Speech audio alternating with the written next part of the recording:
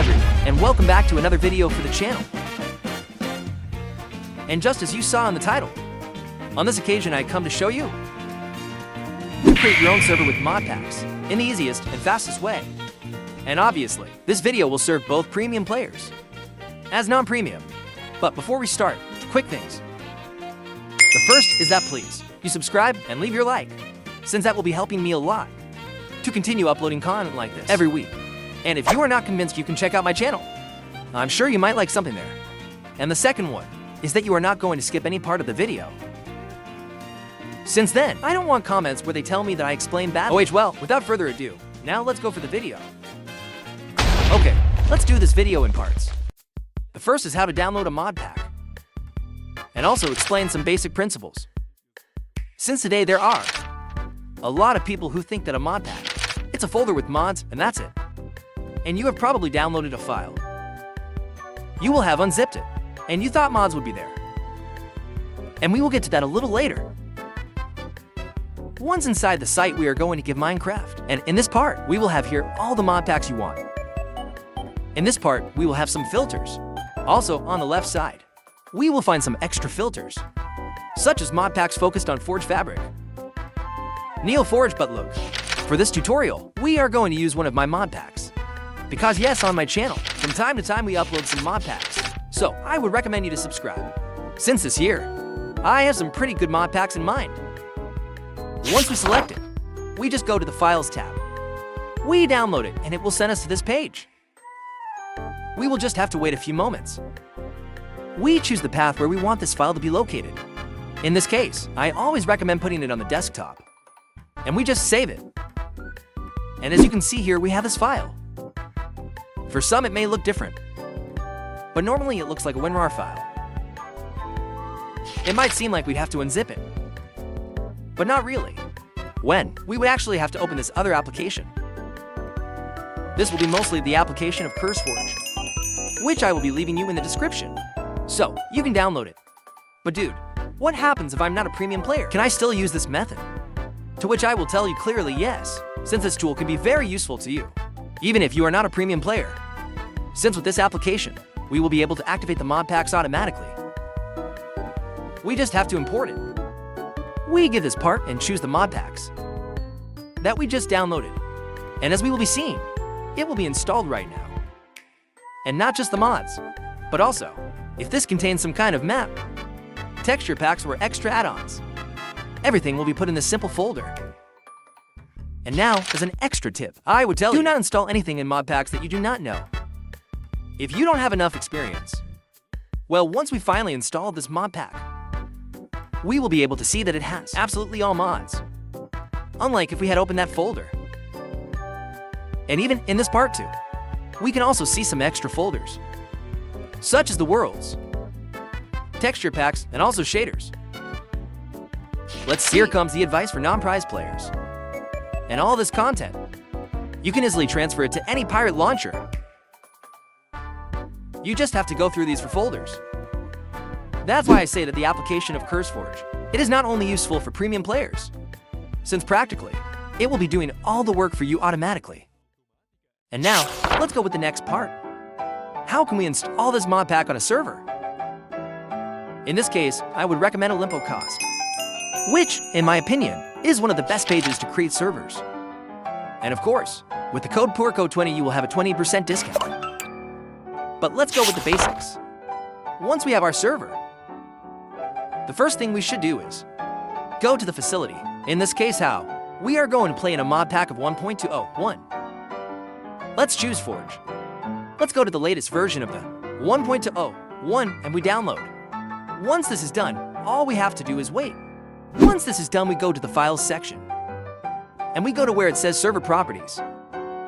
This is something important to take into account, since here, this is where you will find the server options, such as allowing flying, change difficulty, allow command blocks, change the game mode, among other extra options. But there is a very important one, which will be the online mode. This function will serve to change from a premium server to a non-premium one. If this is your case, we just have to write false correctly. Once this is done, Now yes, let's turn on the server to verify that everything is working correctly. And if this is the case, we will be getting the following message telling us that the server is on. Once checked, we turn it off. And now yes, we arrived at the installation part of the modpack. And for this, I have two options for you. The first and safest of all is to go to the Mods tab and install each of the mods from the mod packs we have installed. And yes, people, it has to be exactly the same version. In this case, we will have the Stalwart Dungeons, having version 1.20.1-1.8. We look for it in this part. We go to Files and look. Coincidentally, it is the only version that is available. So, we're just going to hit Install. Then we return to the Files part, and we go to Mods. And as you will be seeing in this part, this mod will have been installed correctly. And I quick tip, you only have to install the mods that don't have this figure, since these will only be client mods, which should only be on your computer, and not on the server, since otherwise the server will give an error. Now the next method, and the fastest, it would be the next one. We go to these 3 points. We give to Open Folder, and we'll be opening the files for us. We're going to Mods, and what we should do is just skip all the mods that don't have the client logo. I repeat it again because if you do it, it won't work. And well, once we have installed all our mods, we're just going to go to the Console tab. We turn it on, and we wait for everything to work properly. If so, it will show you the same thing again. Message that the server is up. And ready with these simple steps, we will have our own server with a mod pack. As a next step, we copy the IP address. We're going to Multiplayer, Add Server, and in this part, we place what we just copied. And now with this, it will simply be a matter of entering. And as you can see, everything will be working perfectly. Although that yes, there's still one small issue we need to talk about. And that is, there are some mod packs that will come with other things, apart from the mods. Although if you only come for the mods, this would be absolutely everything. However, if what you want is to play on a custom map, or add extra additions, you can use the Filazilla application, a pretty safe app, which will be used to improve servers, or just to be able to add folders. We will save it and then install it. You already know the same old process, and well, once we install it, we will have this menu, but so that it is linked to our server.